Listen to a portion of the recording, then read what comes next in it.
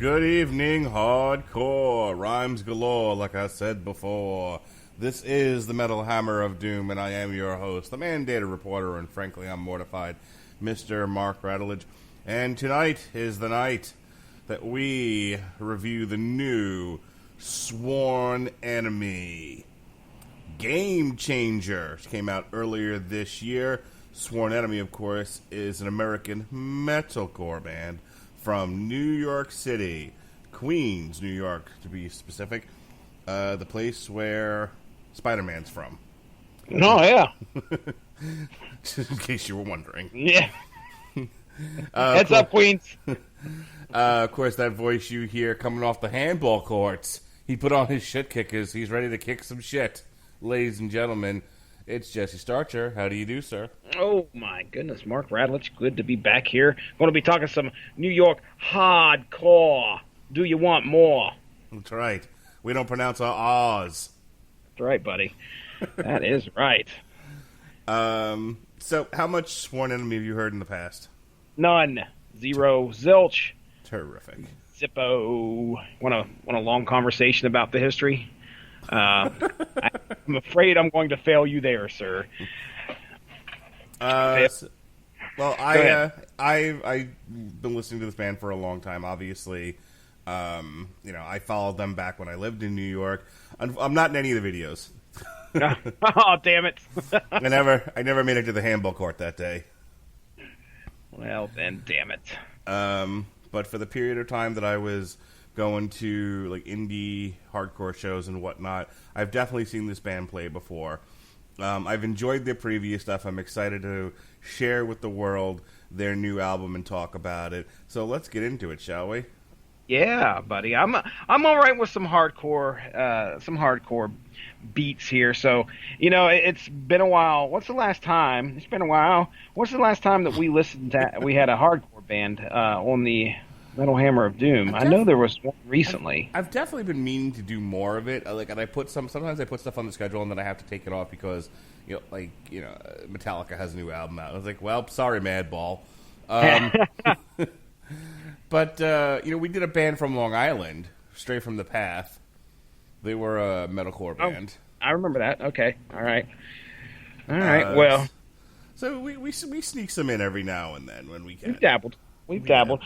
Well, I can tell you that, I'm excited about this because this, my friend, was a pleasant surprise. So I can't wait to talk about it. All right. Well, I have an echocardiogram in the morning, and I needed to get my CAR-T paid for by my insurance company, so I ain't got time to waste tonight. I understand. So if we could have the children stay in their rooms, do not ask for bread and water tonight. Now you're asking a little too much, sir. The children shall go hungry. Now, if that happens, they will just be at the top of the stairs yelling for me. So that we do not want. No. Yeah, we're gonna zip through these tonight. These songs are like mostly 3 to 4 minutes long, so we don't play the whole song here on the Metal Hammer of Doom, lest we get sued. Though boy, do we know how to violate a copyright law, don't we? Oh, all at once. All at once. We violate them all. My goodness. All right. So let's get into the first one. We're going to skip the intro track. It's just not really worth playing. It's only a minute long, and I can't play all of it. So we're going to proceed. As we proceed, we will go ahead and start off with track 2. This is Prepare for Payback. Step the fuck back before you get knocked down. Step the fuck back. I'll bring the hammer down. Step the fuck back before you get knocked down. Step the fuck back.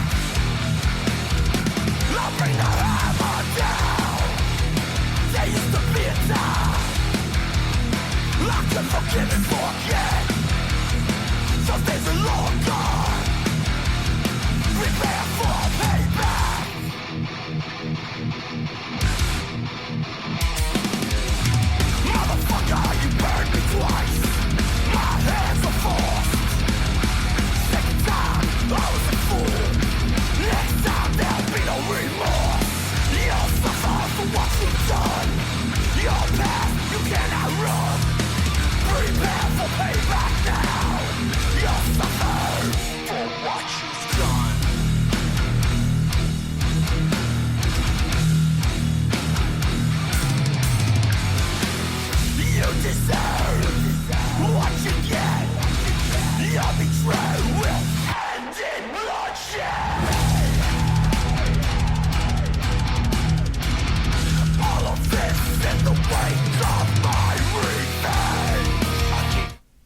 Oh boy. I have a feeling you're pleased, sir. Step the fuck back, Jesse, before you get knocked out. Yes. Man. That's what I live for right there. I had a feeling you'd enjoy that. Yeah, this is some aggressive, just in your face and, no holds barred hardcore metal here. Throw this on the gym mix. Yeah, dude. Yeah. Walk into the gym wearing nothing but a tank top and nothing else. So, folks, we have pretty much put the pedal right down to the floor on this album, and be ready because I don't think we're letting up. It doesn't seem like that's in Sworn Enemy's repertoire.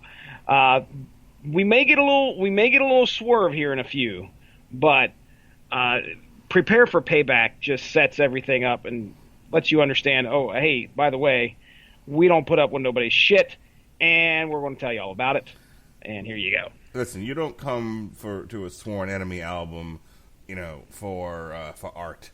You're coming. You come for ass-kicking soundtrack music. That's what you come for. That's for throwing the fists and ducking the blows. That's right.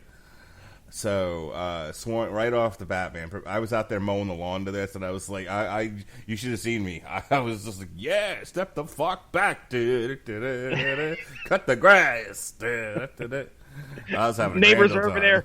Neighbors are over there looking at you like, how the hell does this man mow his yard with his knees to his chest every time he's walking down? I don't understand what the hell's going on here. Why is he goose stepping? We don't understand. Yeah, dude, I don't blame you. This is some good stuff. This is a great start. Yep, this is where you put your shit kickers on and kick some shit and throw a spin kick in the mosh pit. Somebody getting suplexed today on the handball court. Right there. I just don't understand. I'm trying to figure out how a mosh pit just all of a sudden now we're going into grappling. Okay. And we're getting a headlock, and now we're going to suplex this motherfucker. Oh, this guy just did a 450 off the basketball hoop. Wait, I don't know. Wait. Oh, boy. That's funny. All right. Let's move on to our next song here, because the beat don't stop, and neither will we. This is Seeds of Hate.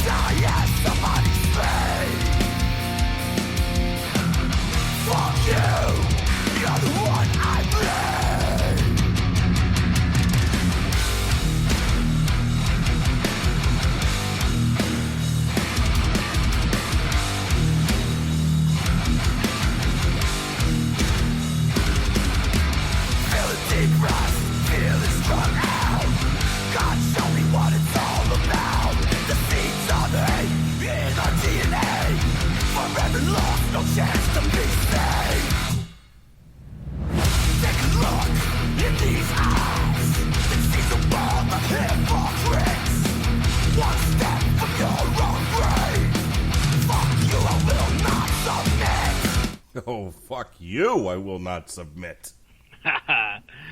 Yeah. One of the things that I want to point out here that people who are listening obviously aren't going to get a sense of the tracks on. A lot of what we say are jokes, and they should not be taken seriously, or as some sort of hate crime. Well, sorry, that's not what you were saying. Go ahead. No, sir. Although that tends to happen, apparently. The tracks on this album all kind of blend together. So when one track ends, the next one kind of starts up, and it feels like sometimes it's almost the same song, except obviously it's not. And I like that. I think that fits very well with this album, in my opinion. Seeds of Hate, again, there's not much you could say other than, there's not much different from the Pedals of the Metal shit that we got with our first full track. I will tell you that I've seen a couple dissenters among some of the reviews I was reading. Oh. And yeah, I'll read this to you. It says, Seeds of Hate displays off-putting nu metal whining over enticing groove riffs. Did you hear whining? Did you hear any nu metal whining at all in that song? Fuck you, I will not submit. Yeah. No, whining is I don't want to go to bed. Yeah, exactly. If this was Seeds of Discontent, fuck you, I will not go to bed. That's whining. Yeah. Yeah, no, I did not pick up any nu metal whining on here.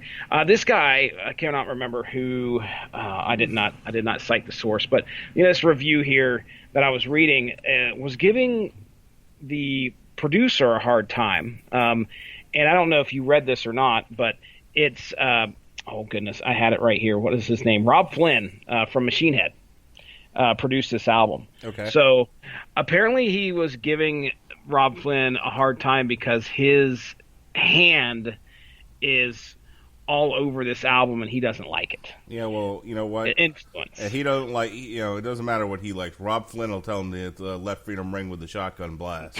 Right in your fucking face. That's right, damn it. But yeah, Seeds of Hate's still a good one. I mean, we're still doing pretty good in my book here. Yep. All right, let's keep it moving on. This next one is not a Duran Duran cover, I swear it. This is Coming Undone.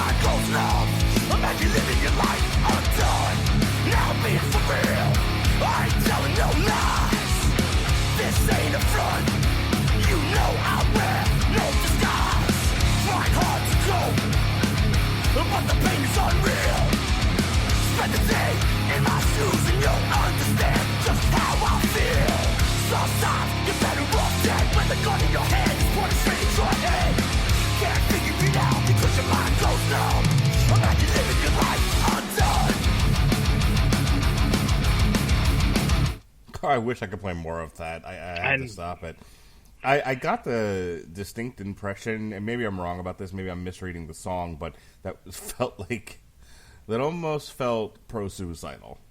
I understand where you're coming from there. It's not pro-suicidal. I think a lot of it is it's an expression of him trying to deal with what's going on. I believe some of the lyrics lead you to believe he's got a gun up against his head, but it's all this shit continues to beat him down and beat him down, and it feels like everything's falling apart around him. Hence the coming undone. Can you grab the lyrics real quick? I did try. Let me see if I can find them here again.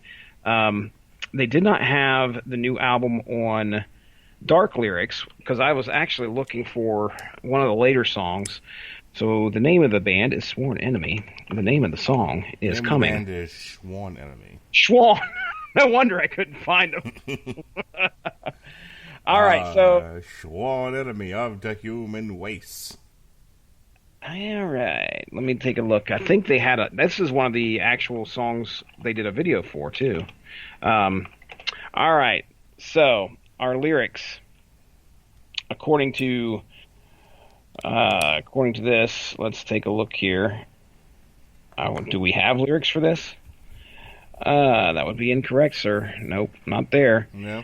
Lyrics playlist in Shazam. Show me Shazam. Nope.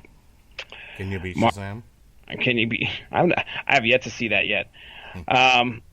Man, I don't know, dude. I don't know if we're going to be able to find anything. Oh, I'm trying to go back through it again because I remember this one kind of caught my ear when I was first listening to it because again he's like sometimes you'd be better off dead, and I'm like, it's an interesting message in this song, especially since a lot of the heart we to the point that we joked about it, how positive Hatebreed is. Yep. Like it's aggressive but positive at the same time.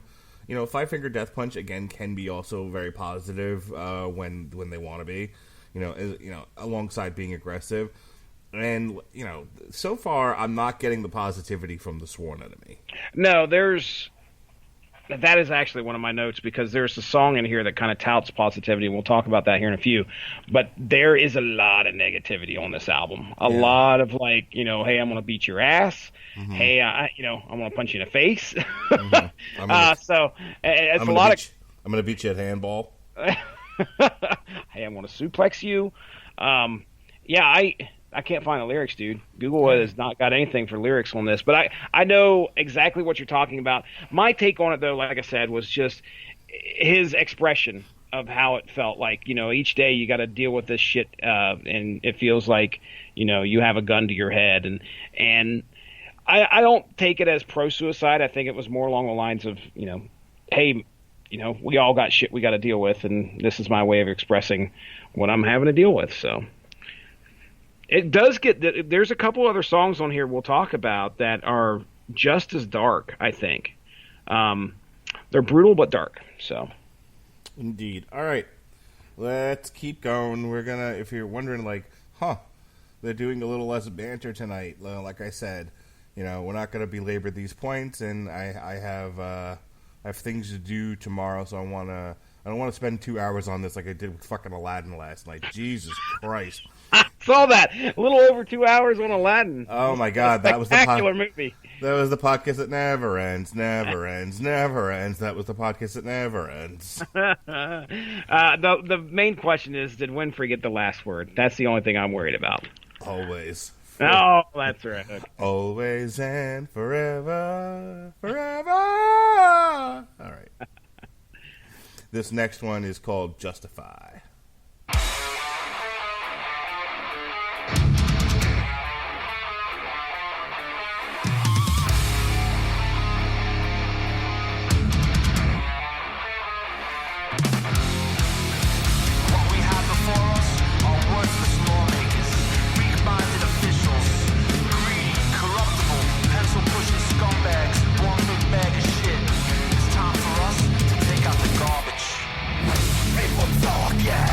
Public outcry, government will see me and you die for the people, through and through.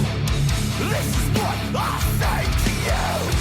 Don't believe the lies they tell.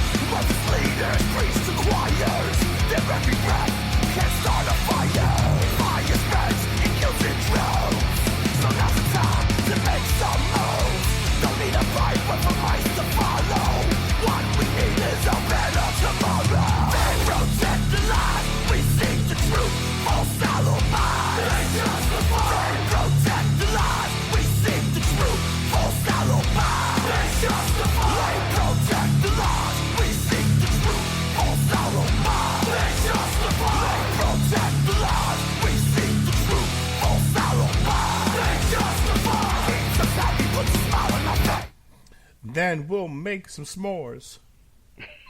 What? Isn't that what I he don't said? think. No, I know. No. They protect the lives. We make the s'mores. That's what I heard. Okay, all right.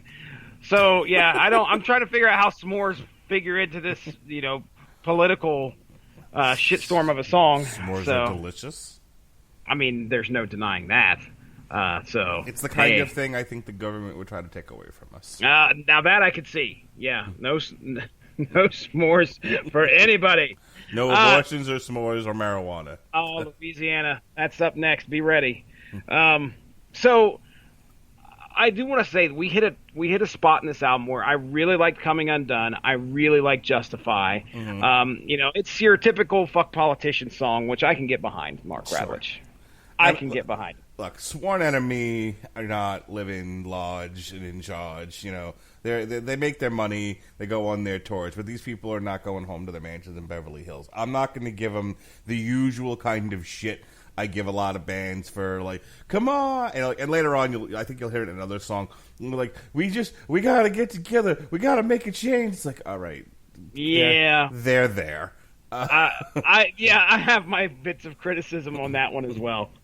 So. It's like, well, like I said, when it's coming from, I mean, you're a street level starch, right? That's right, buddy. And this is a street level band right here. This isn't like some of the other ones we've covered where I've been like hypercritical of that sort of thing. It's like, all right, stop telling me that we got to take it to the streets. You live in a mansion in a high tower on a hill.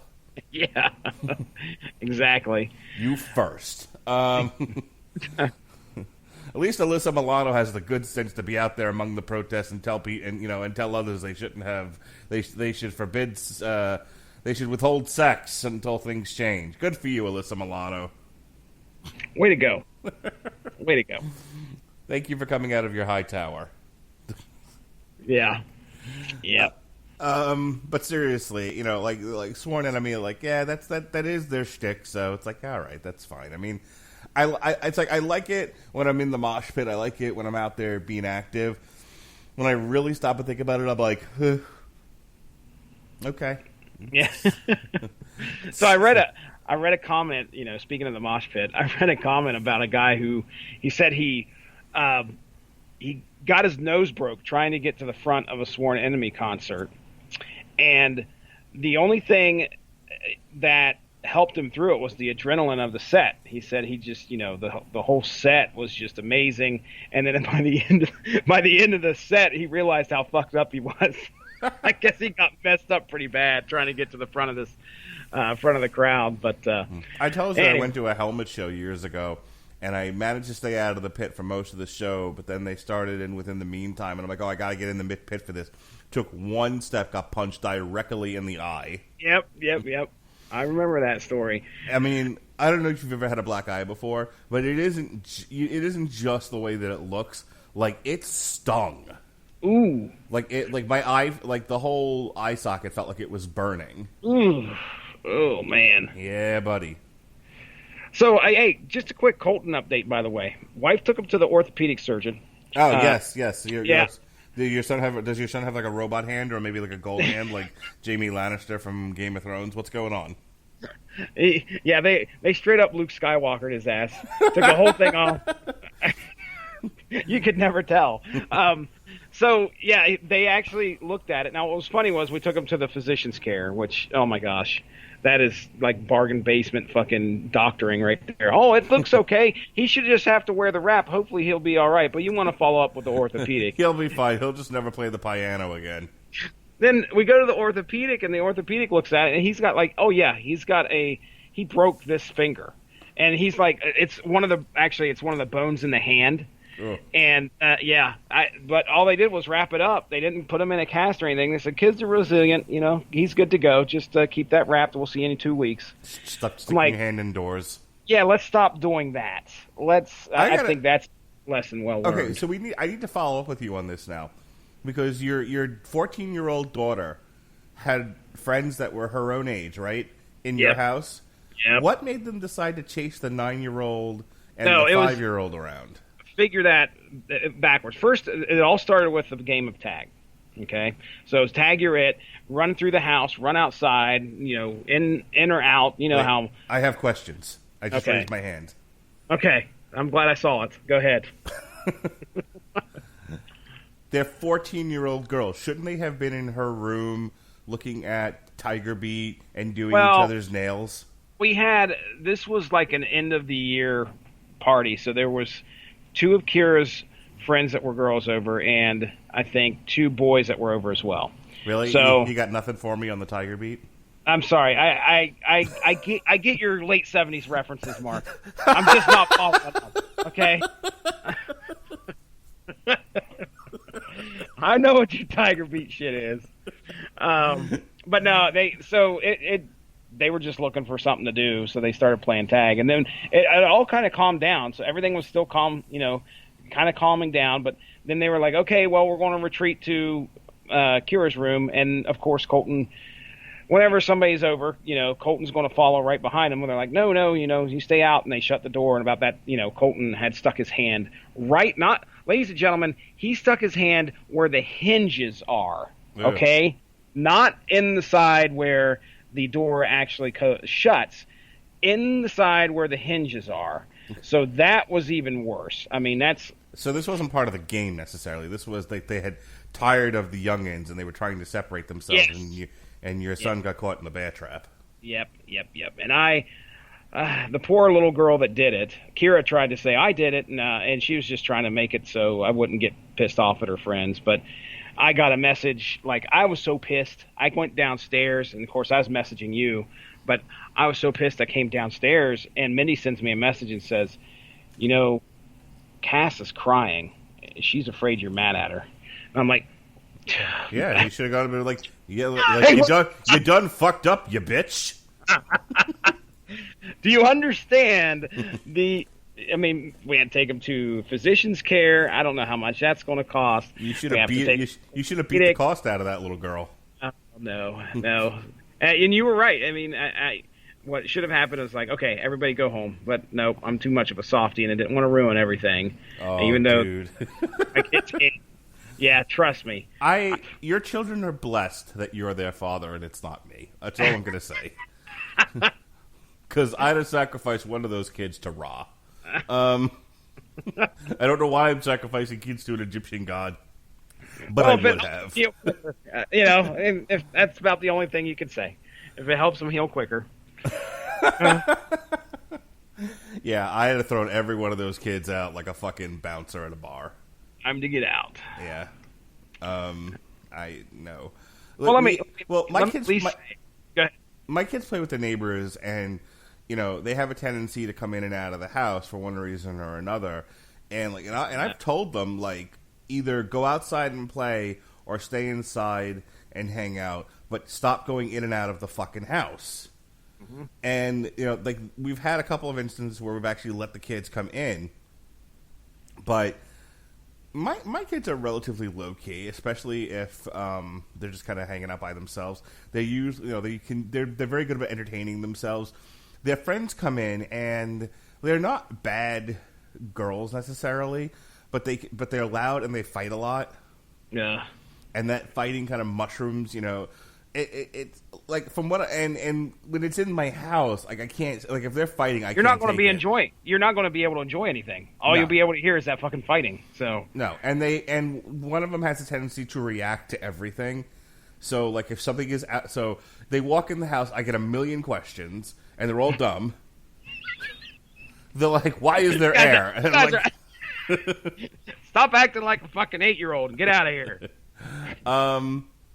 One of them is, I think, 10, by the way. But anyway. Okay. All right. She's also on the spectrum, so it's like I try to be patient. I understand that she's working with a developmental disorder, and I have sympathy towards her, and so I try not to lose my shit. On the other hand, it's like I'm trying to watch something or I'm doing something or whatever. It's like, why is there air? What is the color blue? Why is there blue? And I'm like, shut the fuck up. And then she's always fighting with her sister. And again, that bleeds into fighting with Jonas and Lily. And then the other thing is that Jonas has this tendency, like Jonas can be cooperative and go with the flow when he wants to, but then he gets into this mode where it's just like, I'm the king and everyone's got to do things my way, and then there's these three girls going like, fuck you, and so now they're all fighting because they can't agree on what to do, and it's just like, that's it, everyone get out. Huh. I just want to grab a bunch of random toys, throw them in the yard, and kick them all out. Like, go, get on out of here. All right. So for those of you that tune into the show just to hear our in-between song ramblings, you're welcome. Yeah, there you go. Congratulations. All right. I've managed to go this far without saying anything racist or homophobic today. It's just boiling and festering until we hit plugs. When plugs happen, be ready, folks. Oh, I'm just kidding, all the good folks. Stuff till the end. I'm just kidding, folks. I'm totally inclusive. Everybody's welcomed. I love everybody. Even the people that can't take a joke. Even the people that can't take a joke. The little snowflakes. All right. So this next one, speaking of snowflakes, this is DOA. So lost within the pain, a witness to a sight unseen. The king world, the cancer's deep. No bottom line with birth such things. For what we've done, they'll be held to pay. Our epitaph reads DOA.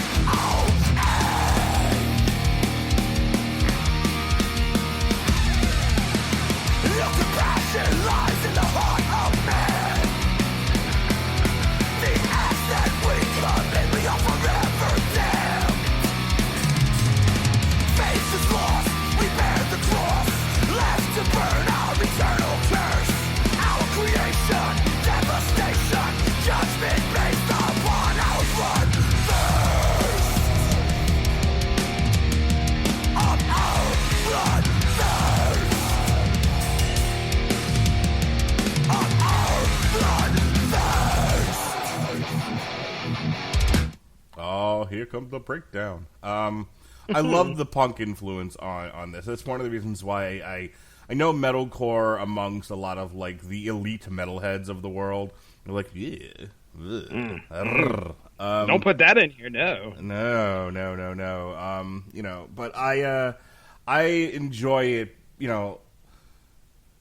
I was listening to, I think, punk before I even got into metal, so I still keep that with me, and I enjoy the punk influence in metal, which is really to me what metalcore is all about. It's that evolution, it's that fusion.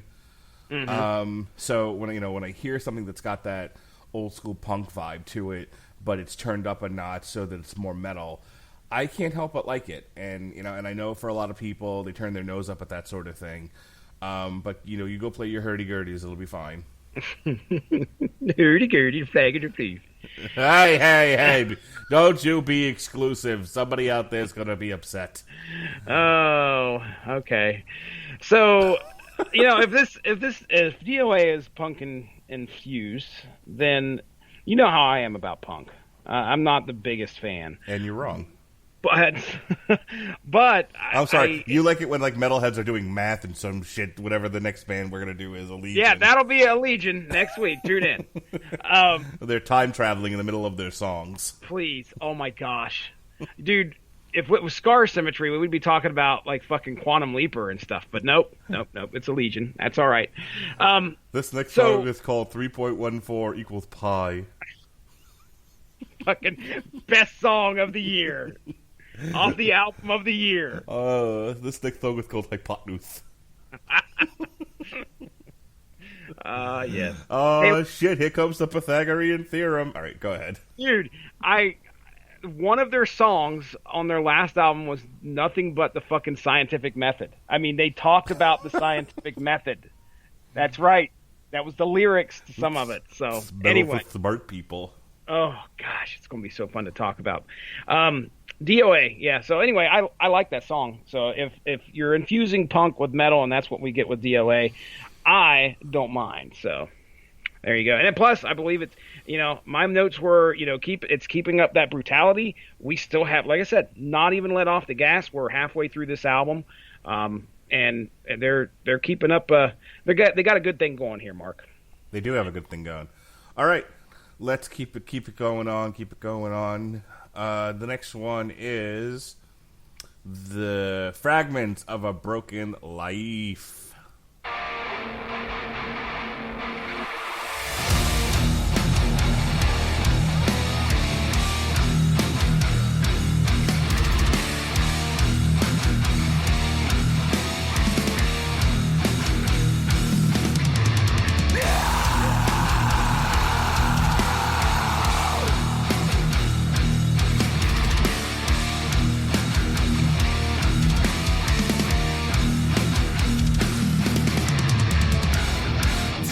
Of my dreams at night. Fear the darkness, try to find the light. The burning, the flash of the flame from the past. No need for living when I couldn't get fast.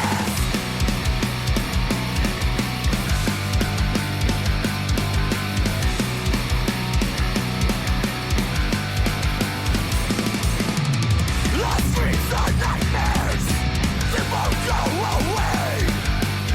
Only time can tell how much longer I'll stay. Existence, not guaranteed.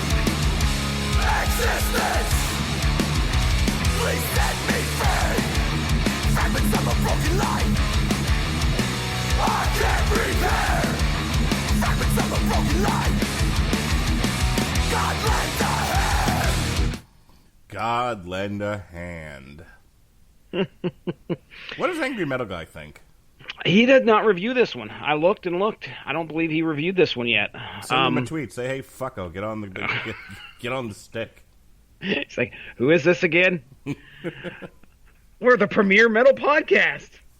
On a Wednesday night at 9:00 p.m. Eastern Standard Time. That's right. No one competes. Copyright laws, we'll break them. No fear. We ain't scared. So, I think Fragments of a Broken Life is maybe the weakest track off of this album for me. While we're still going at it with the brutality and with the hardcore, this one is probably near the bottom for me when it comes to the rest of the stuff that's on here. It evokes the vision of a circle pit. Okay, that was the one thought I had. Here, let me read you this quote. It says, this was from some reviewer. Jesse, why don't you quote your sources? Well, because I don't want to. Here's a quote from some fuck. Here we go. The pace never feels like it slows, as you just want to start a pit wherever you are, stomping and smashing everything in sight. This album should come with a warning. I kind of agree with that. I totally agree with that. Yeah, Fragments of a Broken Life is not like the best song on here, but it definitely evokes the starting of a pit. Yeah, it's happening. So anyway, yeah. My weakest track off the album, in my opinion, is "Fragments of a Broken Life," but that doesn't mean it's soft. There's no way I'm going to come out of it. There's no way in hell I'm going to look this band in the face, or even on this podcast behind the safety of a microphone and probably thousands of miles, and say that this band is soft, because they are not. They'll drag you out to the handball court, and somebody will give you a fisherman suplex. I don't want that.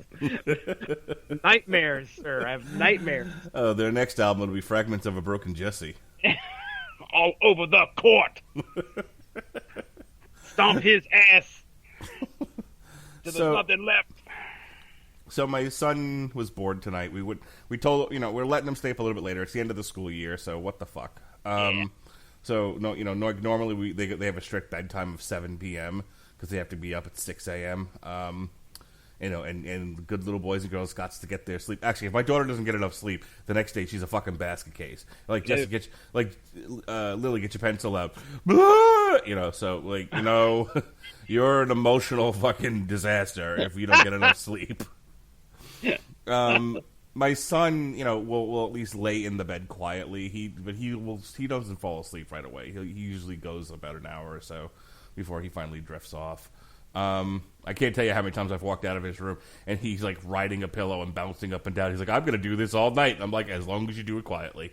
I've been there. But just stay in there. We're good. Yeah. But tonight he was, so we told him, like, you guys can stay up until about 7:30, and then we'll start, we'll start our bedtime routine, read him a story and all that. But, get off the TVs. No TVs right now. No phones. It's family time. Let's have some family time. And so Jonas and I hit mitts for a little while, then him and his sister hit mitts. And then he was like, can we go in your bedroom and wrestle? So here's the whole reason I'm telling you this story. Okay. I haven't been feeling great lately. Like the last couple of days, I just feel really run down. And I don't know if it's just the progression of the cancer, or if I just didn't sleep enough, or I'm not sure what my problem is, but I'm feeling a little run down, and my back's been hurting. Like we've been doing stuff around the house, and and part of it's the weight that I'm carrying around, but just if I exert myself too much, my back starts to hurt, and my son has a tendency to want to jump on my back. So that's not a good combination. No, so I'm expressly telling him, please, we can wrestle, we can do whatever. I wanna play around. I wanna, I wanna entertain you and make you happy. But please don't jump on my back. This is one thing I'm gonna. Please don't kick me in the face and don't jump on my ass.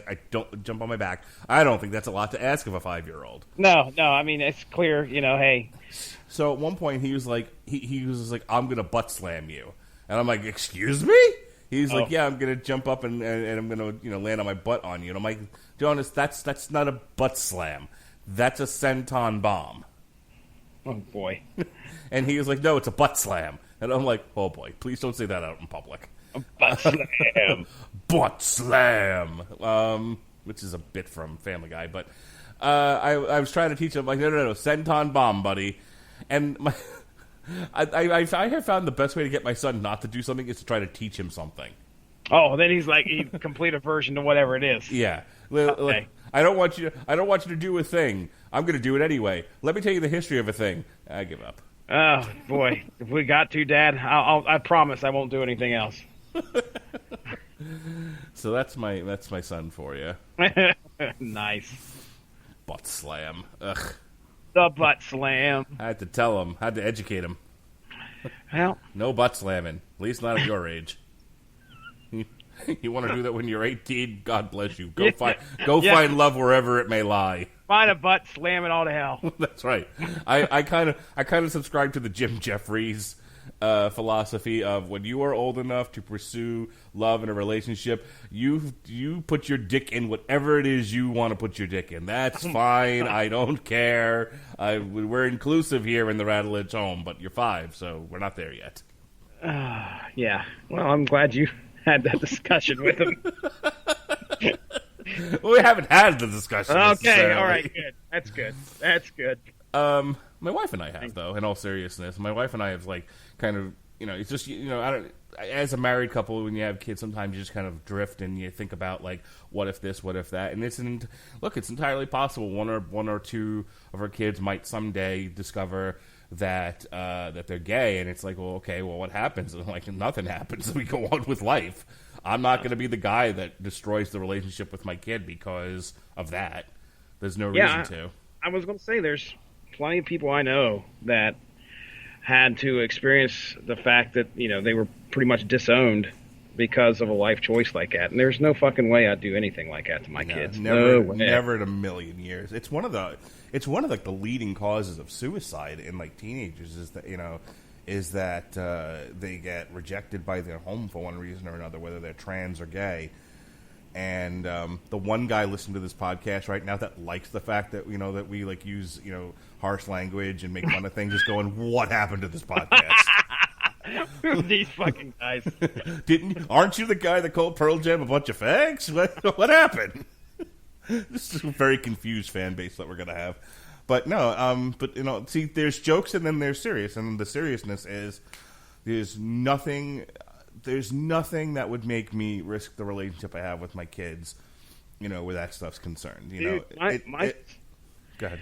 I was going to say, my son, my 9-year-old asked me a few days back. He says, "What if I am?" And I was like, "Well, I don't." Now, that's when you get into things like, okay, is he old enough to make a decision like that? And not that I'm, not that I'm trying to sway him one way or the other. Right. it's more along the lines of like, okay, you're 9. Is this typical? Because at 9 years old, man, I certainly was not even thinking about shit like that. I don't know. I had a thing for girls when I was in elementary school. I've always liked girls. I am way hetero. That's good. I'm so hetero. But no, I knew I liked girls even back then. But but that's kind of what a lot of people will talk about. When they say, when did you know you were gay? Like you knew in elementary school. Whether whether you were willing to acknowledge it or not. I mean, and it's hard because the other side of that is, and we've talked about this with like having daughters is, girls are very loving and affectionate with one another. That doesn't necessarily mean they're gay. They'll grow up to be gay. You know what I mean? Yeah. Trust me, I've seen it a lot with my daughter. You're like, whoa, wait a second, but then you're like, okay, well, they're just, that's how they express affection to each other. But yeah, at 9 years old, dude, I was worried if I was going to get a Nintendo for my birthday. That was my main concern. So I understand. And I did get it for my 10th birthday. I got me a Nintendo, damn it. So yeah, things are different for everybody, but hardcore, motherfucker. Rhymes galore, like I said before. All right, back to this album. All right, speaking of homosexuals, here's the fall of modern man. Oh fuck. What a dick! I'm full of carrots, I'm full of malice. But I'm the innocent teaching to the scholars. Deep in the depths, I'm waiting your soul. All I see ruin, the ultimate goal. I'm full of carrots, I'm full of malice. But I'm the innocent teaching to the scholars. Deep in the depths, I'm waiting your soul. All I see ruin, the ultimate goal. Flag of hate, terrible certainty. Behind the 8 ball, you can't see. You seek your salvation, a testament to your damnation.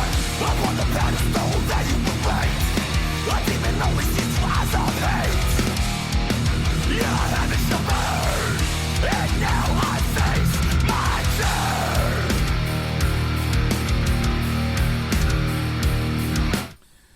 You're looking for salvation, and that's your damnation. I feel like they were just looking for a rhyme, but it wasn't time. So, I think I figured out what I like most about this band and the album. At first, I remember listening to this song going, okay, well, all right. But then when the chugging starts on the guitar, that's when I'm like, oh, fuck yeah, here we go. This is what I came to hear. So they do a lot of that throughout all the songs.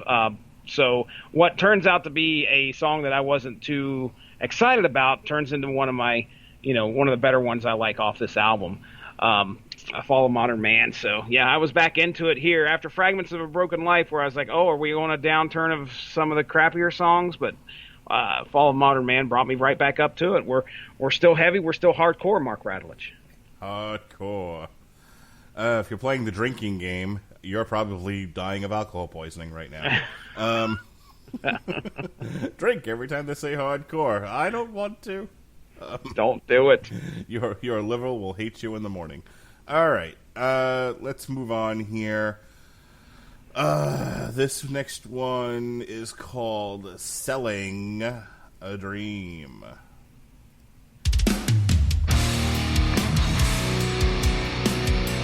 Every day, the violence, the hatred, the rage. What we need to do is turn that negativity into positivity. We gotta believe that we can make a change. We need to be a part of it. Time to set things in motion and not let anything steer us off course. Cause if we do, guess what? We've already lost. You tell the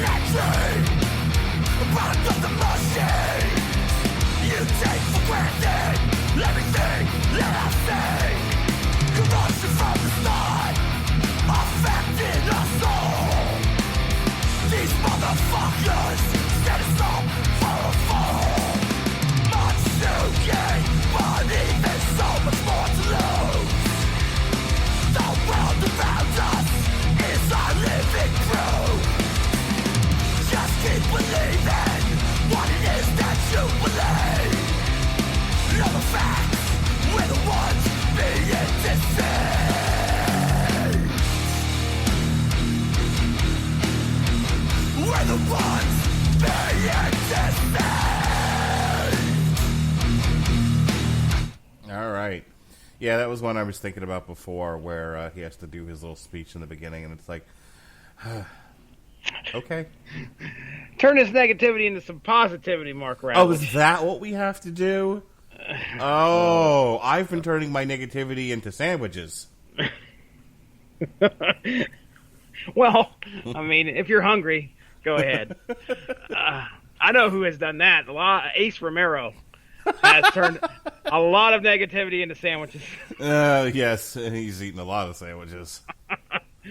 Yeah, it just feels kind of like an outlier, but what you've said earlier was that, hardcore seems to be usually pushing the positivity message. Yeah. And this album is filled with a lot of they talk about, we see the hate, we see the violence. Do you see your album? Because there's a lot of that on here, specifically punching a motherfucker if he doesn't step back. Okay? Yeah. So be one or the other. Stay the fuck back before you get knocked out, but damn it, do it positively. Stay the fuck back or I'm going to give you a flower. It doesn't work, does it? Doesn't work. Stay the fuck back before I give you a hug. My brother. Pat you on the back and tell you a good job. So I fucked your mother. What? I'm getting mixed signals here. I don't know what to believe. So anyway, yeah, I had listed here that I think a lot of what the song's about is about not letting the world distort your beliefs and save the dream, save the rebellion. Oh boy, it's just I don't know. I mean, it was okay, but and again, it's a song that it's still hardcore style. It's still pedal to the metal. So I'm not completely taken out, but I can tell you that first speech right at the beginning does not need to be there. No. So I think we're going to medley these last two. This is The Consequence and Integrity Defines Strength. I think at this point we've said all we're going to say about this album, so let's hear these last two songs real quick and give our final word, and let's get the fuck out of here before we get fucked knocked out. All right, then. What do you think about that, Jack? That sounds great. Hit it, Johnny.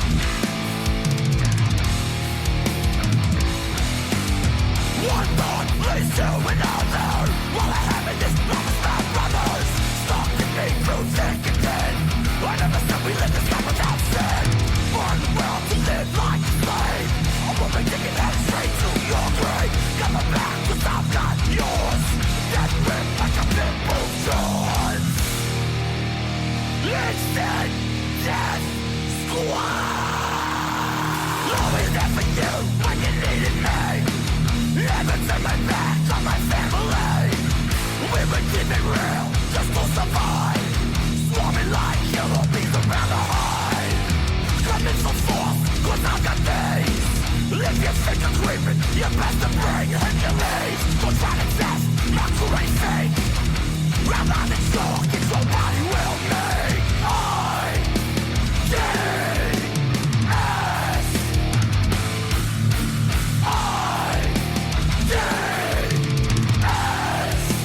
Instant Death Squad.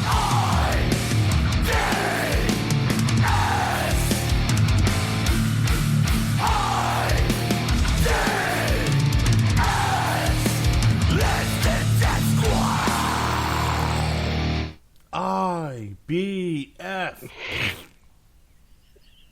That's where I went. That's exactly where I want. I Sick wanted minds to go. think alike. Yeah.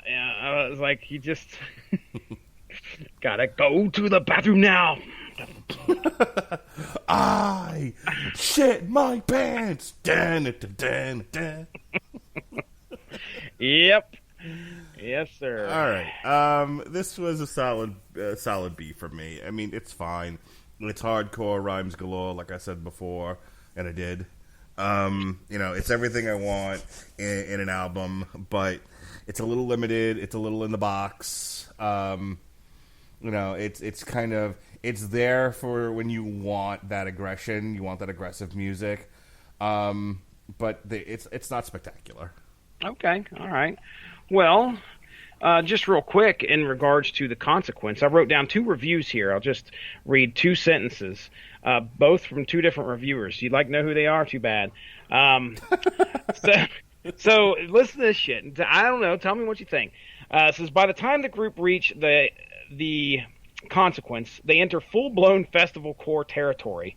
Woes, haze, and more Rob Flynn bullshit throughout. So, I caught the woes and haze. It didn't put me off, but I didn't know that was indicative of Rob Flynn in any way. Now, the other review said, things don't get interesting again until the consequence. The second to last song of the set. The introspective lyrics mix well with the best drumming on the record, wailing guitar solos, and crunching riffs. So there's 2 separate reviewers who had 2 separate takes on that song. You decide which one. Now, integrity defines strength, which, okay, at first I was trying to figure out what the hell was going on here, because they chant IDS, but then we find out that means Instant Death Squad. Now, here's the thing. Integrity defines strength, which is the name of that song, was the title of their album from 2001. And then, of course, as you listen to it, you think you're being swerved because IDS stands for Instant Death Squad. However, Instant Death Squad is apparently a cover of an older song that they did from an album back in 1999 called Negative Outlook. So that last song was just like, I don't know, there's references all over the place to their own work. So what you're saying is the CAA knew that the FBI was setting them up? Yes, sir. As a matter of fact, the IDS came a-calling. And then the IBS made people start running. It was pretty crazy. But anyway, all right, final thoughts. At 37 minutes, Sworn Enemy is like a brutal beatdown that is over swiftly and violently. They do not overstay their welcome, and I believe that's a very good thing. The album is far from boring, and once I find the spreadsheet, I believe this is going to go into the top 10 for the year. So, once I find the spreadsheet, Mark, I might have to redo this spreadsheet I keep talking about. But you might have to go back and listen to all those. Yeah, fast forward right to the end. We'll get some. Well, at least we'll get some extra listens. There you go. On top of 4,000 we already got in like one day. Why do I have 1,000 listens today? Oh, that's Jesse. That's me. So yeah, I had a good time with this album. I'm really surprised, and I liked it. I mean, I think it is one of the better ones. We didn't have a whole lot of negativity to say about this album. So no, it's fine. It's there. It's aggressive. It's hardcore. Do you want more? I think we managed to get through this entire podcast without insulting most people. Well, yeah, this is one podcast in the week. We got at least 4 other podcasts. It's true. So there's your opportunity to be offended. Just find, I'm sure something was said about ethnicity on Aladdin. Had to have been. I was trying so hard, man. Other than when Alexis and I talk about She-Ra, I don't think I've danced. I don't think I've been so careful not to step on eggshells as it was. Yep. That's good. I was being very inclusive, very woke. Very good. Very good of you. Turning a new leaf for right. I'm trying, man. Not very hard, but I'm trying. Yeah. All right. So as he mentioned there, we covered Aladdin this week on Damn You Hollywood. You got a double dose of shows on Monday, which was Memorial Day. We did the Long Road to Ruin for John Wick, which was supposed to be done the previous Thursday, but Sean. Jesse put up his Blood Ties show, or Bloodlines, or whatever you like. Speaking of Ace Romero, that fat fuck. We oh boy. We reviewed AEW Double or Nothing, and we discovered that anytime a wrestler falls down, Joey Janela hurts his head. We reviewed the entire series of Game of Thrones, so go ahead and check that out. Tomorrow, we're going to do a TV party for Extremely Wicked, Shockingly Evil, and Vile, which is the Zac Efron movie about Ted Bundy that's on Netflix. Possibly tomorrow night, Alexis and I will be doing a commentary for Godzilla 1998. Jesse, you going to join us?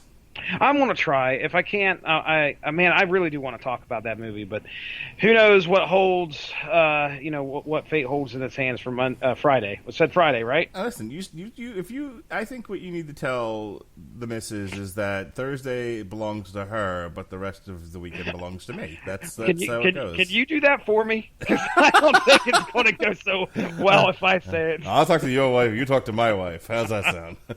Your wife seems so much more laid back and used to you being like at your fucking computer, usually 4 or 5 nights a week. Mine though, oh boy. She, she likes it. I think that there's been like there's the occasional time where she's like, I don't feel like we're really connecting, for one reason or another. And I'm like, I don't know, wake up every once in a while. How about we do a podcast about it, baby? Yeah, exactly. She's not about it. She's not bowdy and rowdy like I like. Oh her no, to be. fuck. But 9 out of 10 times, though, she would much rather me be doing a podcast because that means she can go to bed. Like, like the obligation to spend time with me just isn't there. So she's off the hook, and she can do her favorite hobby, which is sleeping. All right. That's a good hobby to have. But like I said, there's that 1 out of 10 times where she's just like, oh, we should spend more time together. And I'm like, I don't know, you should be awake. Good point. Yeah, I'll try to make it, man. I'll try my best there. I'll let you guys know there Friday for sure. And Saturday night, the day before my birthday, myself, Patrick Mullen, and Robert Winfrey will be getting on DAZN to do alternative commentary for Anthony Joshua versus Andrew Ruiz Jr. Andy Williams. No, Andy Ruiz Jr. Okay. And then myself, Jesse Starcher, Chris Bailey, and Chris Sheehan, maybe, kind of, sort of, could be. Possible. We'll be reviewing NXT TakeOver from Bridgeport, Connecticut. TakeOver 25. And Jesse will know that NXT is far superior to AEW. So there. All right, then. It's, oh no, there goes Tokyo, go Godzilla, Kingdom of Monsters on Source Material this Monday. Monday, Chris Bailey. And then on Tuesday, we'll be doing a Damn You Hollywood for Godzilla, King of Monsters. I'll have a report for how my kids did with it. See how many times they peed themselves, grabbed my arm, turned away, shit the bed, whatever it is they do. And then... oh boy. My son shit himself. What happened? He watched Godzilla. Oh, jeez. Mothra came up. He pooped his pants. But I wasn't leaving the movie, so he just sat in that shit. Literally. No, I'm just kidding. And then on Wednesday, we'll be back here. Jesse got to pick one album this year, and this is it. Oh boy. Cannot wait to talk about it either. Allegion, apoptosis, which is Greek for let's do math and metal at the same time. Perfect. And then finally, Chris Bailey. Why? Who's this Chris guy again? We've had him on 2 podcasts. Everybody knows his name now. So he's never been on the Metal Hammer of Doom either. So, ladies and gentlemen, your guest is as good as ours. We'll be doing an on trial for the 1998 Godzilla. Go Godzilla. Go Godzilla. And then that's it. We'll take a break for a couple of days. You know what I'm doing on June 9th? What is that? Celebrating? No. My birthday is June 2nd. Yeah. Yeah, so we're going to podcast on my birthday because, you know. I don't understand. Podcast. Yeah, you know what? I'm only 43. And like Patton Oswalt says, after a certain age, you should only celebrate the 10s. So I shouldn't be even celebrating a birthday until I turn 50. Your birthday just don't mean shit anymore. That's right. That's right. You know what I asked for my birthday? To be left alone? That's a good one.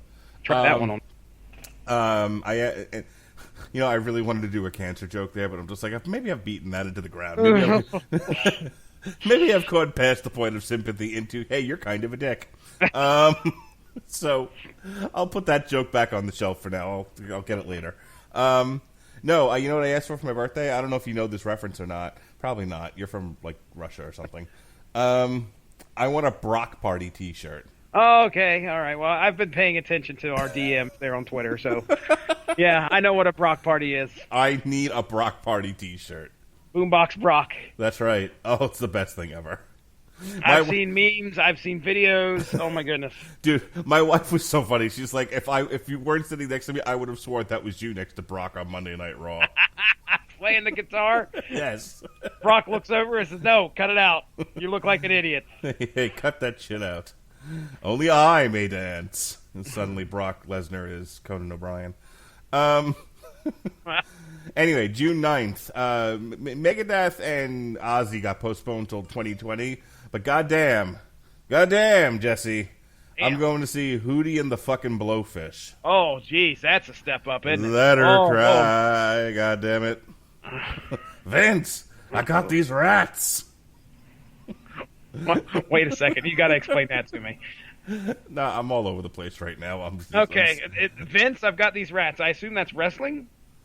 Wasn't it you who I was talking to about... Oh, no, that was Winfrey who brought up the Stone Cold pod. Oh, okay, you don't know this. So Stone Cold has a podcast, and for a while, all he talked about were the rats in his garage. Oh, jeez. So there was a lot of us on the internet doing Stone Cold impressions of, Vince, I got these rats. Is he trying to get Vince to pay for an exterminator or something? It was a long story. Apparently. Just know that became kind of a meme in and of itself, is Steve Austin and his rats. All right. I will remember that. The rats in the garage. Any other plugs here? No, I'm done. All right. Ladies and gentlemen, go give the Rattlich in Broadcasting Network Facebook page a like to stay up on top of all the great podcasts that we have to offer. All sorts of great topics that are talked about. You just heard a bevy of them right there. We talk comics, we talk wrestling, we talk TV, we talk movies, we talk metal. So there's probably something out there that you may want to check out. Go check out the Therapy podcast. While you're at it, go check out the Judgment Night podcast. Apparently the two are related. So, and only minorly offensive. Yeah, that's right. But no, you can either subscribe, which we'd love for you to do, get these shows right into the old podcast player automatically, or you can just go find an individual show. Either way, we appreciate you listening. We're on podcast platforms such as iTunes, Stitcher, TuneIn Radio. We're on right Podcoin. Podcoin. Go, whatever you're doing, stop what you're doing, because I'm about to ruin the image and the style that you used to. Go ahead and delete the program that you listen to podcasts on your phone and download Podcoin and resubscribe to the network. They will pay you to listen to this horse shit. That's right. That is right. You will get paid to listen to podcasts. So I don't know why. I have no idea why you continue to use any other podcast player. But if you do, hey, you can find us just as easily. But other than that, Mark Radulich, I'm ready to. I know you got the CPAP calling. I've got the old Betty Bye calling. So let's get the hell out of here, man. All right. Thank you for joining us here on this nonsense. Be well, be safe, and behave.